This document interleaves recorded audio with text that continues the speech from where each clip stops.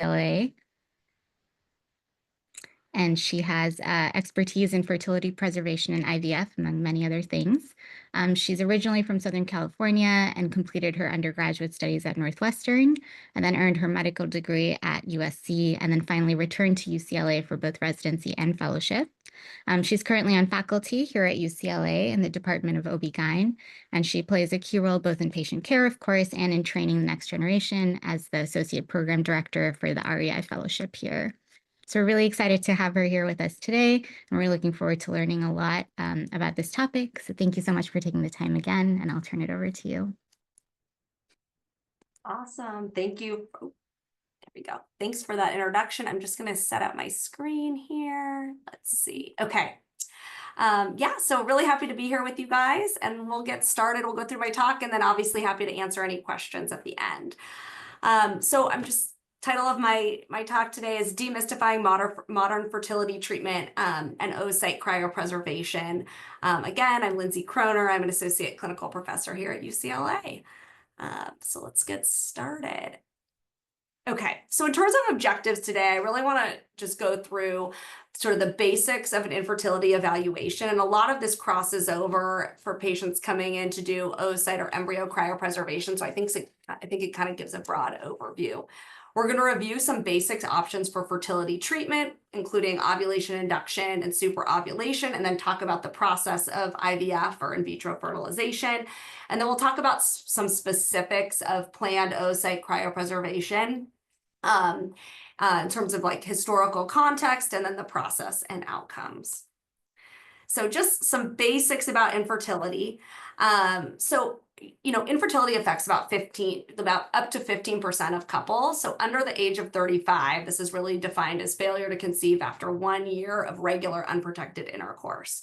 Earlier evaluation is recommended for a number of indications, including being over 35. We recommend an evaluation after 6 months of trying to conceive.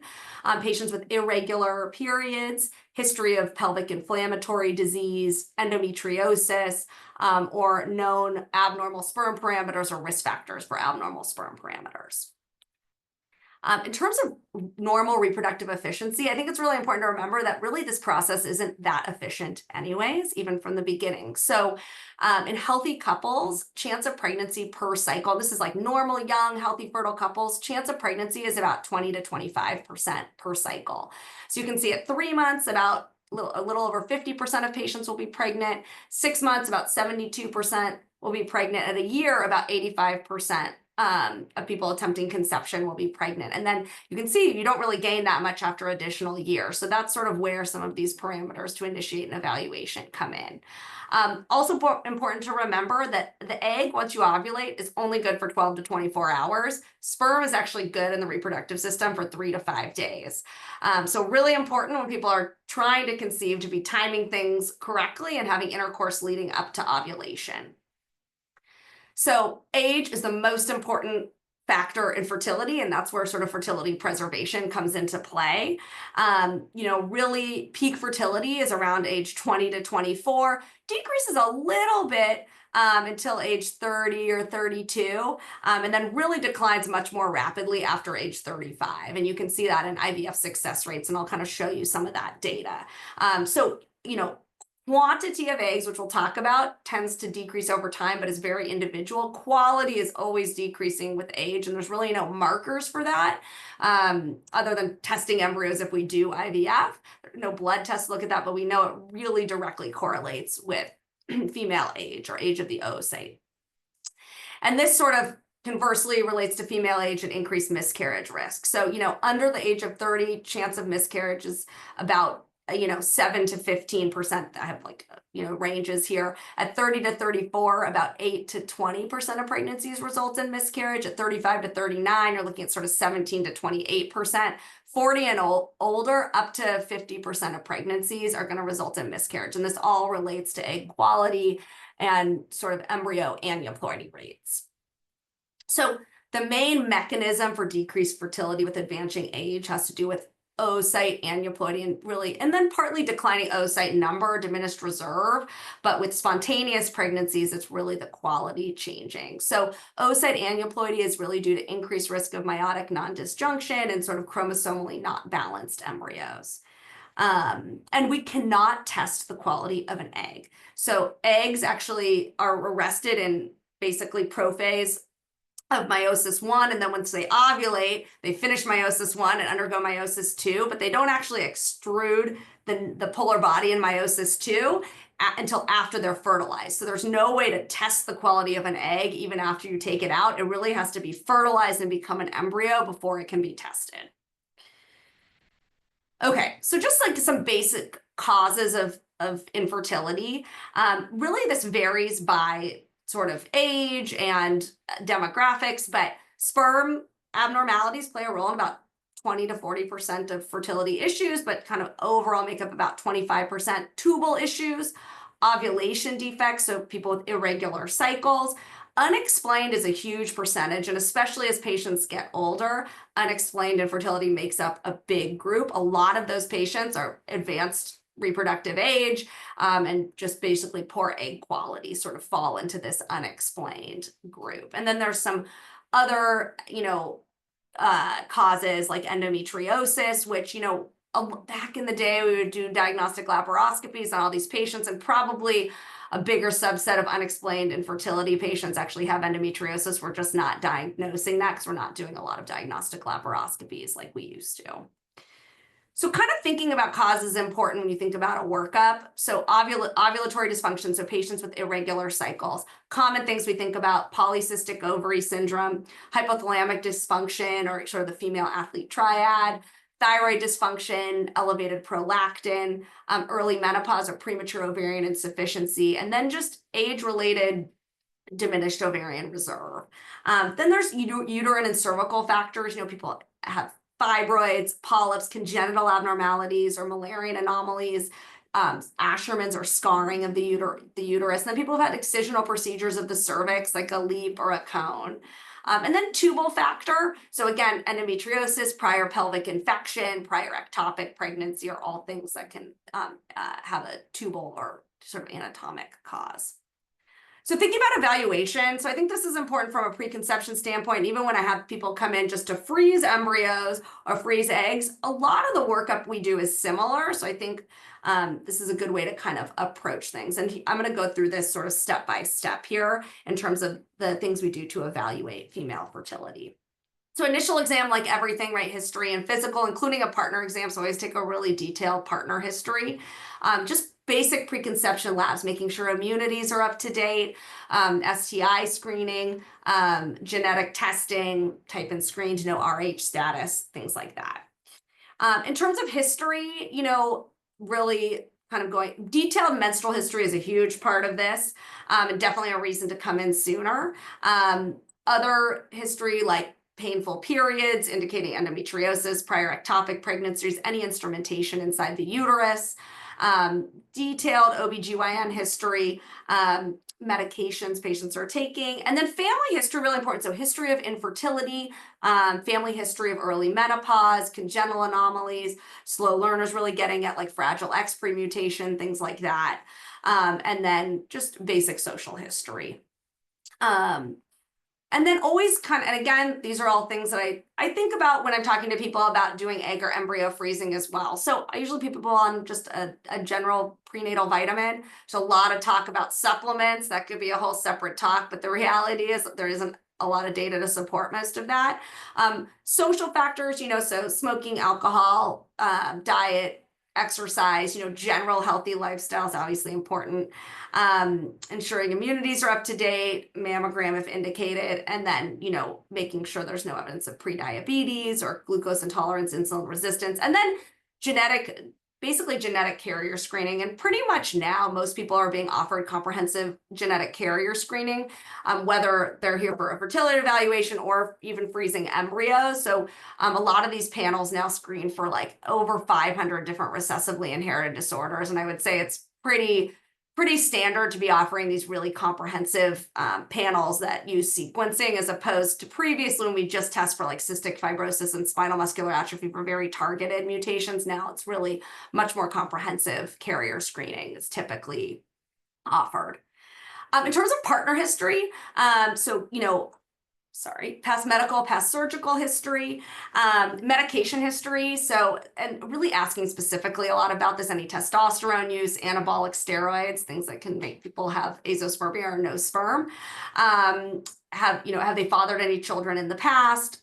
Specifically asking about erectile dysfunction, testicular trauma, infection, surgery, and then kind of detailed the rest of their history. Okay, so in terms of ovulatory status, so this kind of gets into irregular cycle. So a clear menstrual history is key. That's going to help identify people who have kind of a red flag for getting a sooner evaluation. Patients with very regular cycles between sort of 24 to 35 days, highly likely that they're ovulating. That's going to be a really great way to monitor that. Home ovulation predictor kits. So you'll hear people peeing on a stick to test for ovulation. They're really checking for that LH surge. And that's a great way to sort of monitor ovulation and to time intercourse. A lot of the other things really are sort of retrospective. So to help know when to attempt conception, that can be really helpful.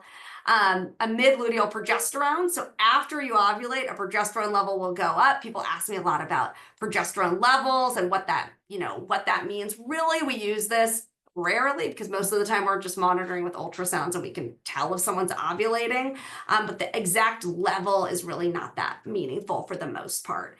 And then people used to do endometrial biopsies, or you'll hear people checking basal body temperatures. Really what happens is after ovulation, the progesterone goes up, and that's going to increase the basal body temperature about 0.4 degrees. It has to be taken exactly at the same time. And it's really only retrospective anyway, so it's not really something I recommend for patients to do.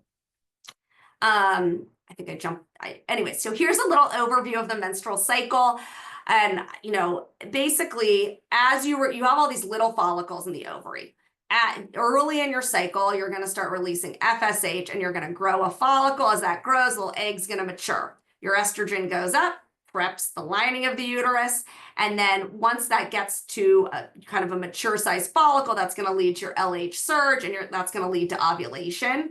And then after ovulation, you have estrogen and progesterone here, and if you don't get pregnant, you're going to get a period. And this is really important because we actually manipulate this whole menstrual cycle in order to do IVF, and I'll kind of get into that a little bit. So this is sort of what I went through before in terms of monitoring ovulation. I think I kind of jumped the gun on this one a little bit, but so, rises in progesterone, or rises in basal body temperature. Again, not really something I recommend, but for monitoring cycles, LH surge kits are really helpful. That's typically the main thing. And then some people are really in tune to like cervical mucus changes. So rise in estrogen, you'll get kind of more cervical mucus, and kind of some people are more in tune to that than others. Okay.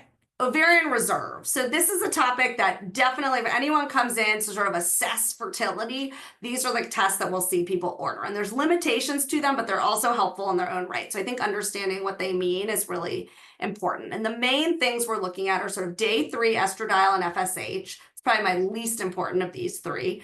AMH, or anti-Müllerian hormone, and then an antral follicle count, or resting follicle count in the ovary. So sorry, that keeps popping up. So what is ovarian reserve? It's basically describes reproductive potential as a function of the number and the quality of the oocytes. So it's essentially markers that tell me about the quantity of eggs in the ovary. People will talk about diminished ovarian reserve or low egg quantity. And this is basically a little bit hard to predict, but it's people who have a low number of follicles in the ovary, or low quantity of eggs compared to women of comparable age. And I think it's really important, like, what do these markers tell us? Does ovarian reserve really predict your ability to get pregnant, or does it tell me about time to conception? And we have really good data that tells us it doesn't. So an AMH level may be really high, and that may be an indicator that ovarian reserve is really good. but it doesn't predict how likely you are to get pregnant or how quickly that is to happen. These are really good predictors of response to fertility treatment. If you come in to freeze your eggs or freeze your embryos, this will help me know how many eggs you could potentially get. Doesn't tell me anything if you go out tomorrow to try to get pregnant, how likely you are to get pregnant. And I always give reassurance to patients, even if it looks on the lower end, it could be someone who goes out and they get pregnant the first time they try. It definitely has implications when you're thinking about freezing eggs or embryos. And I think it's just really important to make that distinction.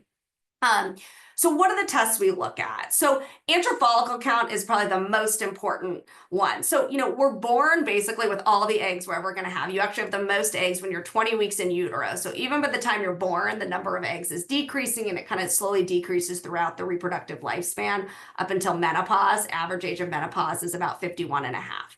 But there's a cohort of eggs where you can actually see. So there's a lot more eggs in the ovary than I can count on ultrasound, but these little circles that we see here are small follicles that hold eggs. And it basically, the number of resting follicles I see in any given cycle is really the best predictor of how many eggs I could potentially get in a single stimulation cycle if we're going to freeze eggs. So that's kind of like my number one most important marker. It can be impacted by a few things, like being on a birth control pill can decrease your antral follicle count because that can make the ovary quieter or more suppressed. And then the other really big thing that I look at is AMH, and that's a single blood test that really is a kind of a marker of the quantity of oocytes. It's released by the granulosa cells that surround these little follicles, and a higher AMH correlates with more eggs in the ovary. That one also is impacted by things like being on a birth control pill. So it's important to kind of keep that in mind when you get these tests.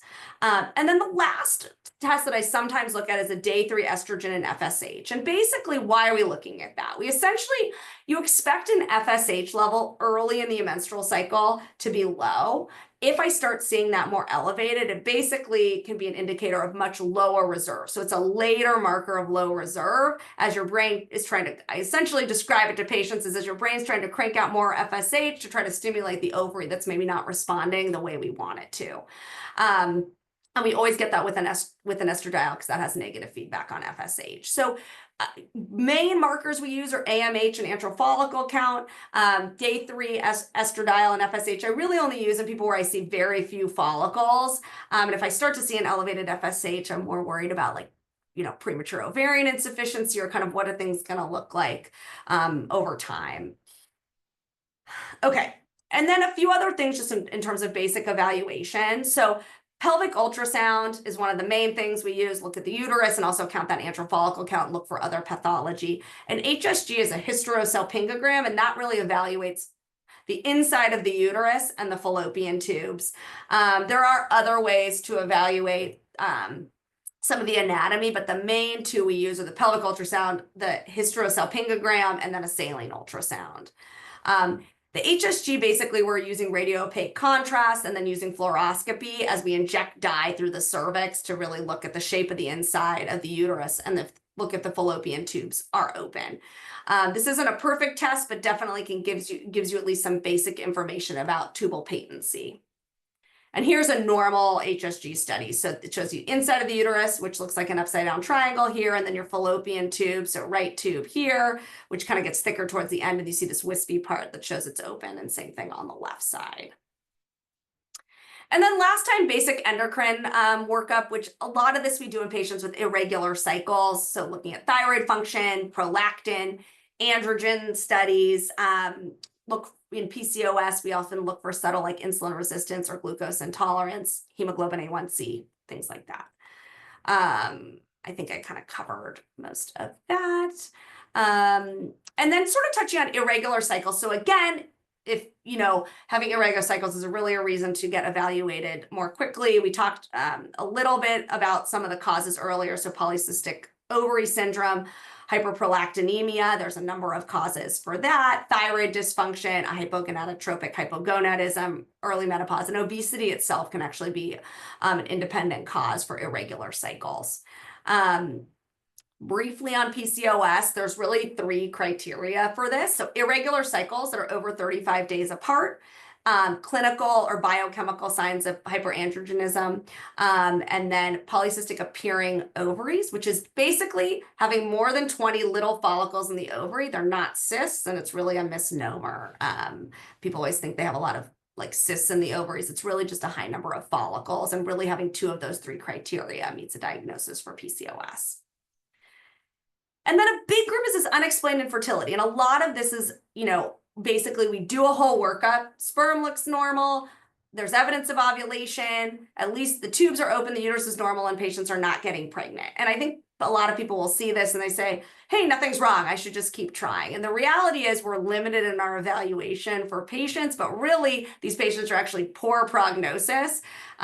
Looking at patients who kind of meet this diagnosis, pregnancy rate per cycle is in the 2 to 4% range. And really these are patients that warrant sort of empiric treatment. We know that's really effective. And then I'm keeping the male part simple because there's not nearly as much to do there, but we always want to do a semen analysis.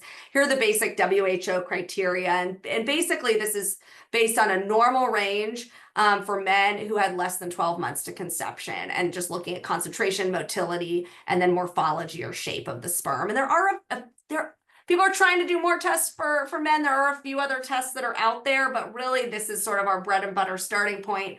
I think jury's still out on most of the other testing that we're doing. So this is usually our starting point. Okay, so I'm going to go into treatment options a little bit. I'm going to talk about sort of ovulation induction and insemination a little bit, and kind of differences of how that looks for unexplained infertility versus PCOS. And then I'm going to focus the rest of the time on IVF outcomes. That's pertinent both for infertility and then for embryo cryopreservation. And the process is exactly the same. And then we'll talk a little bit about eggs in particular. Sorry, I'm jumping ahead here. Okay, so just for infertility in general. So first, if we identify any underlying issue, you want to treat it like everything, right? So if we see a fibroid or a polyp, something that's going to impact implantation, we'd want to treat that, treat any underlying disorders, if there's elevated prolactin, thyroid disease, glucose intolerance. Sort of 2 big groups. So basically controlled ovarian hyperstimulation with oral medications like Clomid or letrozole, or injectable medications, so injectable forms of those same hormones made by our brain, usually paired with an insemination, and then assisted reproductive technologies. So in vitro fertilization, possibly with the use of ICSI or intracytoplasmic sperm injection. We can talk about a little bit when that's indicated. We have the option for pre-implantation genetic testing, so screening for aneuploidy or PGTA.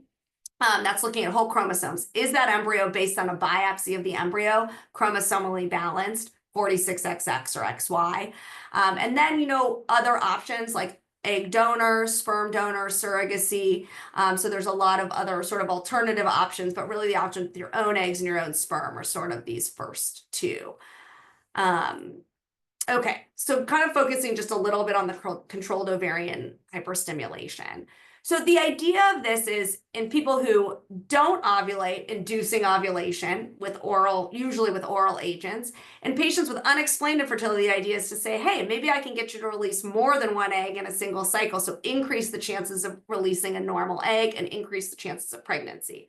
Obviously, anytime you ovulate more than 1 egg, there's a higher chance of fertilization, implantation, and pregnancy, but also a higher rate of multiple pregnancy or twins. And our goal is always 1 baby at a time. And you'll see in some of the IVF data that we've really moved away from putting back more than 1 embryo.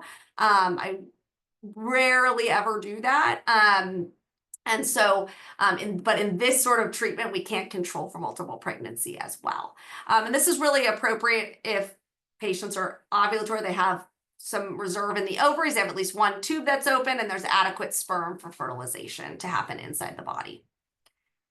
2 main medications we use here, and some of these we actually use in conjunction with IVF as well. So Clomid, which is a clomiphene citrate, a selective estrogen receptor modulator, basically blocks estrogen receptors at the hypothalamus. The brain perceives less estrogen. You release more FSH to increase follicular development. Letrozole we also use, which we know there's a lot of other indications for this, an aromatase inhibitor, so basically preventing conversion of androgens to estrogen. So different mechanism, but same idea that the brain's perceiving lower estrogen, and then you're going to induce development of more than 1 follicle.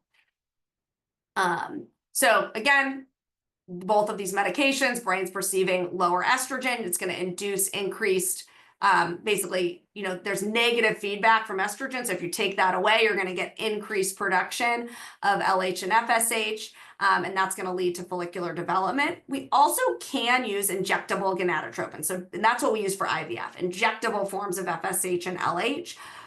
We don't do this very much for IUI cycles, rarely, but there's just a much higher rate of multiple pregnancy. I'll show you all that data, even like triplets and things like that. That is not our goal. And I think I talked about this, but basically, if you use these agents, you start early in your cycle, you take an oral pill for 5 days early in the cycle, and then we monitor with ultrasounds to see how the body's responding, either in patients who aren't ovulating regularly or trying to induce release of more than one egg in patients who are. So in patients that don't ovulate regularly, these actually work pretty well. Pregnancy rate after 3 cycles of Clomid in someone with irregular cycles is about 50%, and about 63% after 6 cycles of Clomid. Again, this is all age dependent. So someone who's 42, the numbers are going to be nowhere near this. And, in a younger patient, they're obviously going to be closer to these. And then for PCOS, so again, in patients who have irregular cycles, when you compare Clomid or letrozole, you'll hear people talk about both of these. Really, there's a little bit of data that possibly using letrozole has slightly better outcomes than Clomid. It's based on this New England Journal study from 2014. And so a lot of times in PCOS, we'll actually use letrozole over using Clomid. And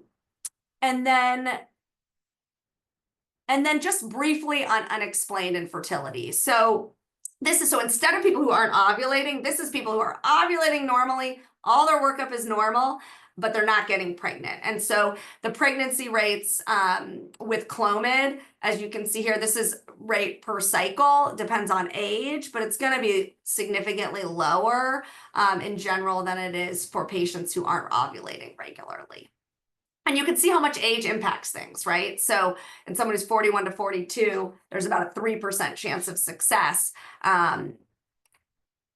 versus someone under 35 where it's, 10%. Okay. I'm going to skip over that. Okay, so now we're going to talk about IVF, which, is kind of the stimulation part is going to be the same for making embryos for cryopreservation, making oocytes for cryopreservation, or someone who has infertility and they're doing IVF. The first part of that is all going to be similar. It's sort of what happens afterward. So what is IVF? IVF is basically a method of assisted reproduction in which the sperm and eggs are combined in a laboratory dish where fertilization occurs. And then often those are all frozen, those embryos, but then they can be transferred back into the uterus one at a time so that that embryo develops naturally in the uterus. Okay, so indications for IVF. So fallopian tubes are blocked, severe endometriosis, male factor where the sperm is so low, we know that fertilization is not going to happen in the body. Unexplained infertility, either first line in older patients or if they failed medicated IUI cycles. Genetic indications, so people who have single gene disorders, both partners carry cystic fibrosis, and there's a 25% chance of passing that on.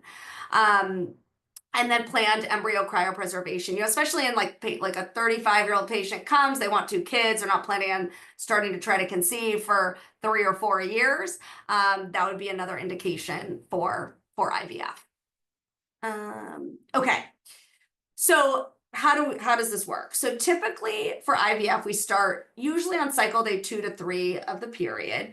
And basically we do ultrasounds and estradiol levels. So starting early in the cycle, you'll then be taking injectable forms of FSH and LH, the same hormones made by your brain. And the goal of those is giving much higher doses than is typically made during a cycle, with the goal to make multiple follicles grow. The medication dose sort of depends on age, ovarian reserve or egg quantity, and then prior response to medications.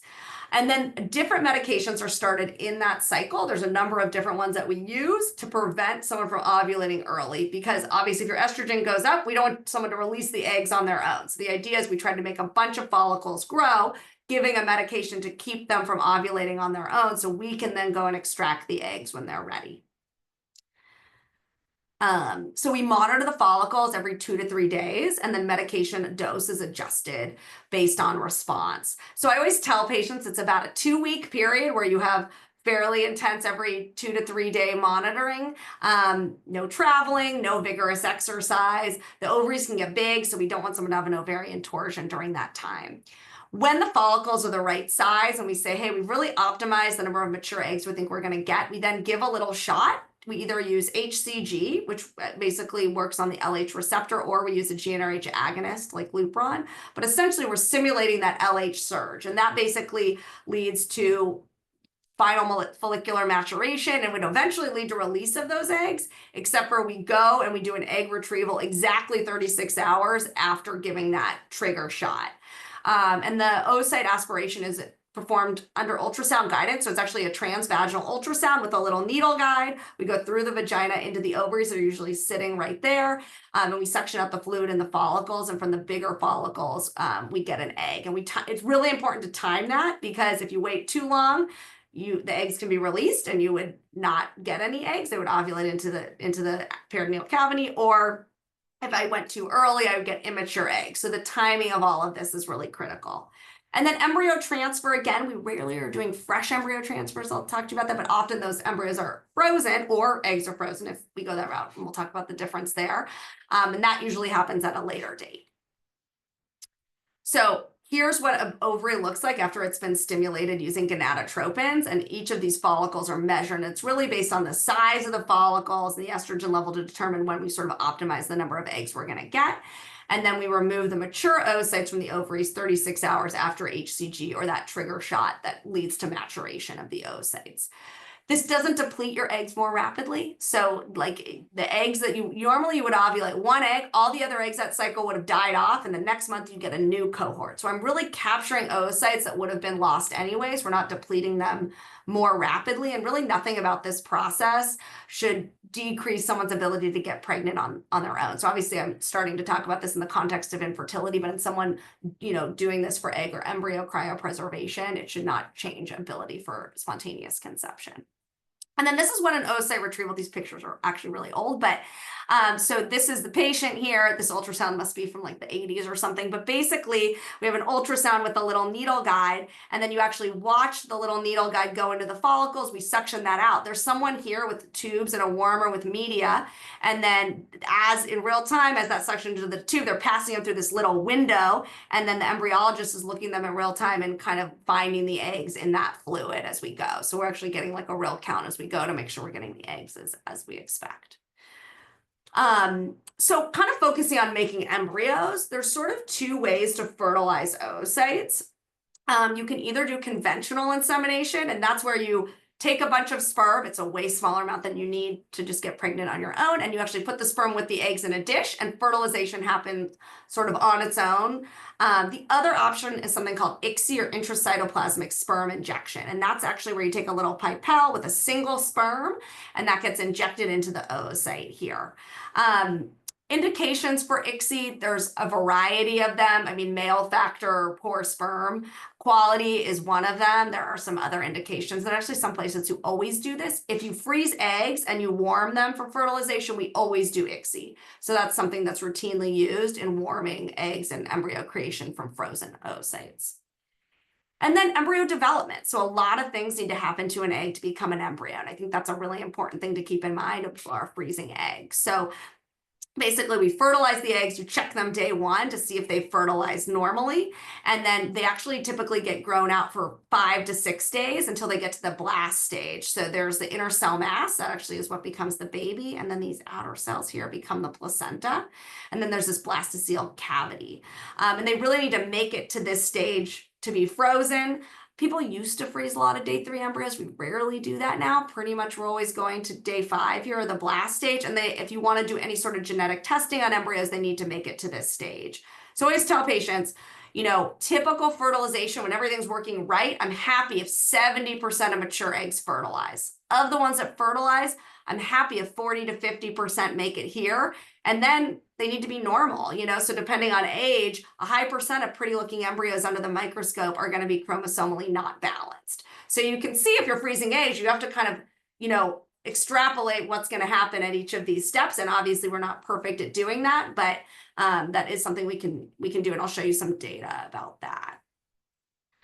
Once we get to a blast, there's a possibility for doing different types of genetic testing. So that requires doing a biopsy of the trophectoderm. So here they actually cut a little hole in the zona pellucida, the outside of that, basically the egg. It's not an embryo, but you take about 5 or 6 cells and they can do next generation sequencing on that biopsy of cells to do comprehensive chromosomal screening. Say, hey, is this embryo chromosomally balanced? Is it 46XX or XY? This is really good testing. It is a screening test. I don't know if you guys have seen anything in the lay media, but there's all kinds of data about mosaic embryos, embryos that were called aneuploid or chromosomally abnormal, and then, you know, someone getting a baby from those and saying all these embryos are discarded. So I think this could be like 4 talks just about that, but overall, this testing is a very good triage tool, and it's something that we use a lot, but obviously has limitations like any test. And then this is sort of specific in people who have single gene disorders, right? Autosomal dominant disorders or autosomal recessive disorders. And so you can actually make very patient-specific tests for a single gene, looking at a number of SNPs around that variant, and you can test an embryo to see if it's affected. I get a lot of patients asking me, can I test for, you know, autism? Can I test for all these multifactorial diseases? And really at this point, we can't do that. There's a lot of people doing a lot of different things. I mean, there's companies that will do full, basically exome sequencing of individual embryos for $2,500 an embryo. That's certainly not something that is prime time or recommended, but there's a lot of different testing going on. But for single gene, this is really great. So kind of talking about age, so circling back to what I talked about as age is the biggest predictor of fertility. So this is basically looking at blastocysts, and this is sort of older data, but I like this study.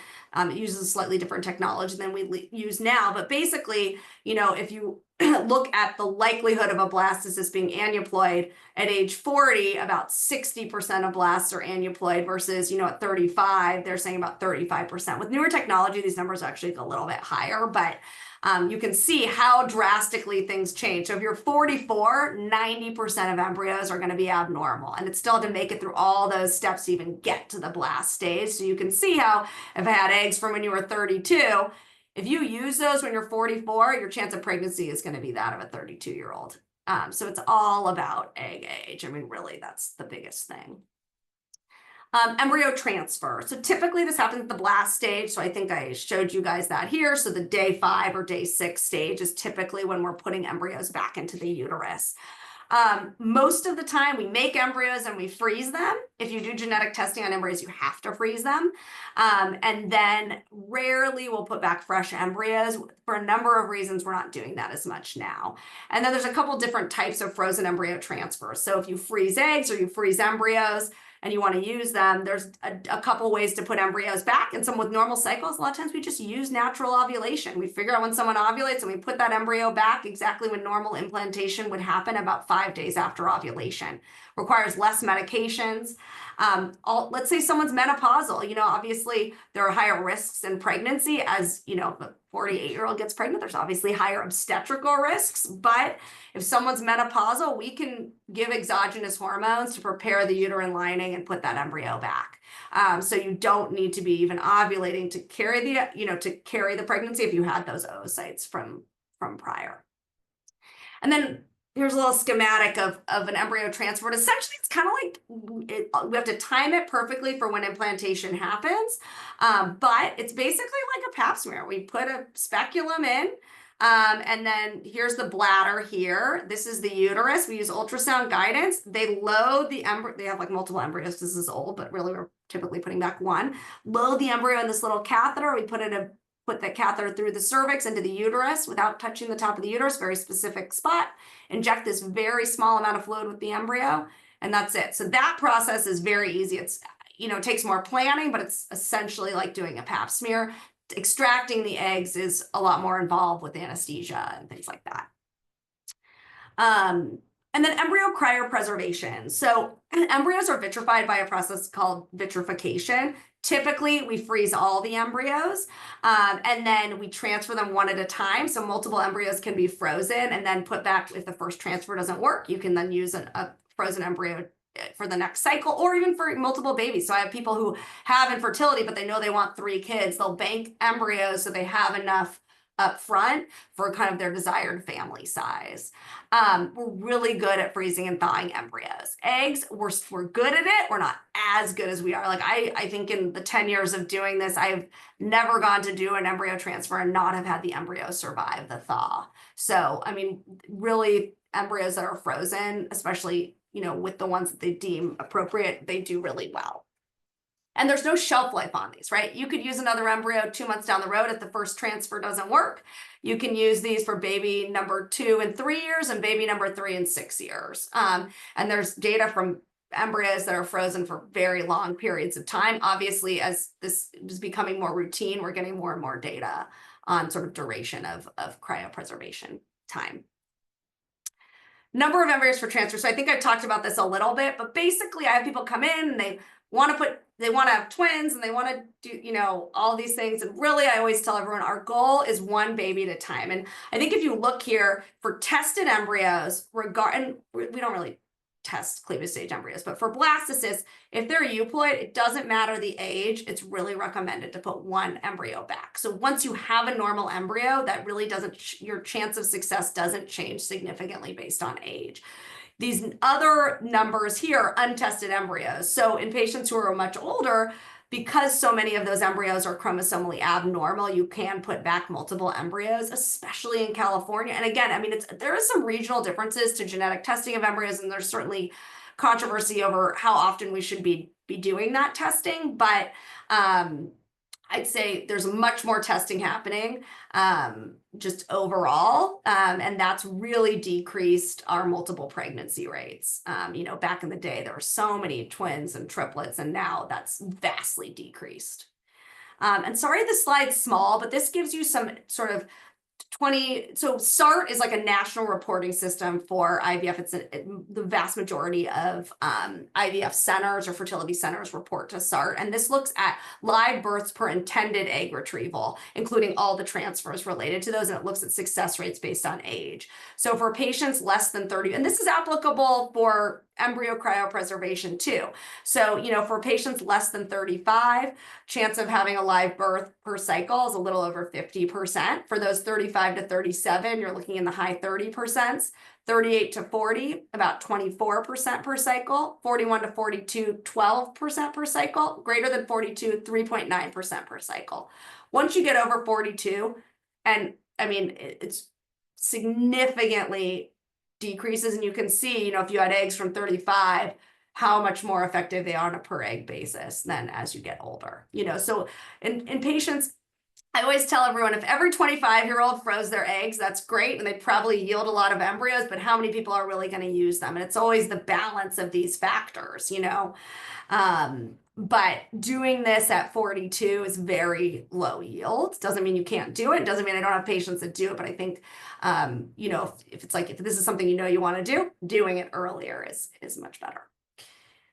Okay, so that's kind of the IVF portion. I'm going to talk specifically just about eggs because I think this comes up a lot, and I see a lot, like our house staff here have coverage for, you know, up to like basically what equates to like 2 egg-free cycles. So I see a lot of like house staff coming through for fertility preservation, both for eggs and embryos. Okay, so oocyte cryopreservation. So really up until like 2012, this was considered experimental. People were not routinely doing this or recommending doing this. And then in 2012, ASRM, which is sort of like the fertility governing body, said egg freezing is no longer experimental, and they changed their guidelines. Pregnancy rates with fresh and frozen oocytes are similar, and I'll show you some of the data on that. At this point, they were really recommending this for medical indications, you know, patients undergoing gonadotoxic treatment for cancer or things like that. And then deferring childbearing was given as a possible indication, but it wasn't really recommended at that time. And then ESHRE, which is like sort of the European kind of equivalent, did say, you know, this should be an available option for those who want to protect their reproductive potential against the threat of time. So this is sort of when things shifted. And really a lot of this relates to how much our technology has improved with time. So in terms of kind of the history of cryopreservation, cooling of cells and tissues to sub-zero temperatures in order to stop all biologic activity and really preserve them. I mean, that's really the ability to do that is what's allowed us to freeze eggs. And this has started a long time ago, right? Early civilizations used cold for medicinal purposes, and initial efforts were really ineffective in trying to freeze eggs. So trying to change the concentrations of solutes in the cells was really hard. There was intra and extracellular ice formation, excessive dehydration. The eggs would not survive. Then as things sort of progressed in the 1940s, glycerol was discovered, and that was used for egg freezing and thawing, which is a lot easier than oocyte freezing and thawing. The first reported human birth from frozen sperm was in the 1950s. And in the 1970s, they sort of introduced other cryoprotectants, which would really minimize cell damage. So then came sort of slow freeze, and that's really what sort of allowed this to happen. They really cool at this really slow rate to permit sufficient cell dehydration and minimize ice crystal formation. I mean, the egg is the biggest cell in the body, has a high water content, so it's a really difficult cell to freeze and thaw well.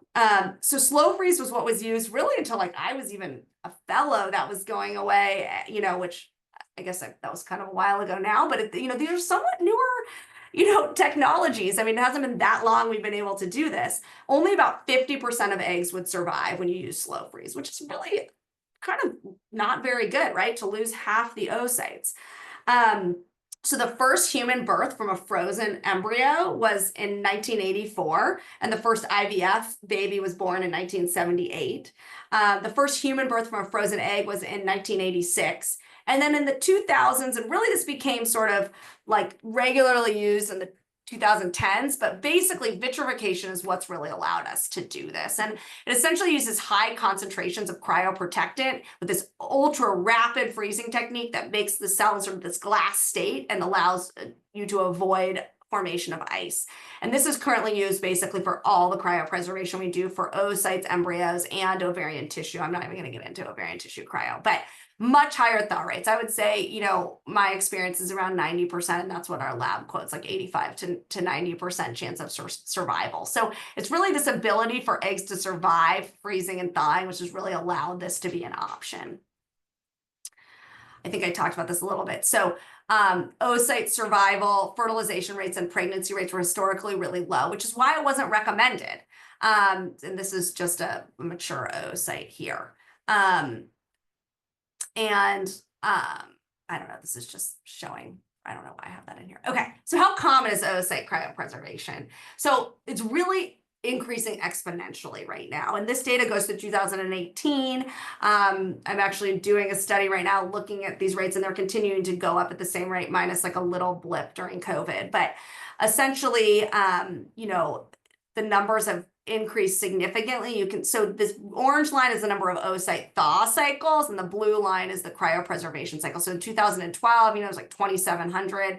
In 2018, there was like close to 14,000 cycles. It's definitely significantly higher now. And then, follow up here in terms of, I think one of the big questions is, it's great to have this option, and on an individual basis, you want to think about that, but who's really coming back to use these eggs, and how often is that happening? It's a little bit of a challenging question to answer because you really need a lot of follow-up time in order to really know what those numbers look like. And so this is just a snapshot in time, basically. Okay, so will I get a baby from my frozen oocytes? So these are a few studies that have looked at this, and age is obviously a huge factor here. So this was an egg donor study that used frozen eggs, and they found that there was about a 6% chance of resulting in a baby from a single egg. This other study looked at oocyte cryo in non-cancer patients, so patients doing this for delayed childbearing. There was about, per cycle, so this was per egg here, per cycle, there was about a 50% live birth rate in patients less than 35 when they thawed all of the oocytes that they had cryopreserved. In women over 36, it was about a 22%. So again, age is such an important mediator here, but you can see age of cryo is a huge predictor and how likely these are to be successful if you end up needing to use them. And then this, I think, was a combination of both elective or planned oocyte cryopreservation and then medically indicated. And it's kind of somewhere in between, which is probably combining different age groups. I don't have the average age in that study. So will I get a baby from my frozen egg? So kind of just some more data on this. So number of oocytes thawed and then the live birth rate per oocyte thaw cycle. So in patients less than 35 who thawed their eggs, about 42% had a live birth, 35 to 37, 37%, 38 to 40, 22, 41 to 42, 18, greater than 42, 10%. This actually seems really high to me, but I don't know what the N was in that group. And this is the number of eggs needed to be thawed to result in a baby. So, you can see that just the yield per egg is low. I like this study. It basically, there's a lot of different studies that have sort of, they want to predict, right? You're freezing eggs, but a lot of things need to happen to an egg to become an embryo. So how likely are your eggs to be successful? So this is one study that sort of used extrapolated data, and it looks at the number of mature eggs that are frozen and then the chance of having at least one live birth and stratifies it by these ages, right? So if you look at someone who's less than 35, this red line with 10 eggs, it gives you about a 70% chance of live birth. With 20 eggs, about a 90% chance. If you look at this patient who's 43 with 20 eggs, which is a lot harder to get in someone who's 43, that might take multiple cycles to get there. It gives you about a little over a 20% chance. And with 10 eggs, maybe an 11% chance, and a lot of these patients have lower reserves, so it can take multiple cycles to get to these numbers. So I think this gives people a nice snapshot, and if you go online, there's a ton of different calculators. There's one from MGH, and some of the private centers will actually use a bunch of different studies to tell you chance of having a live birth based on your age and the number of oocytes that are cryopreserved.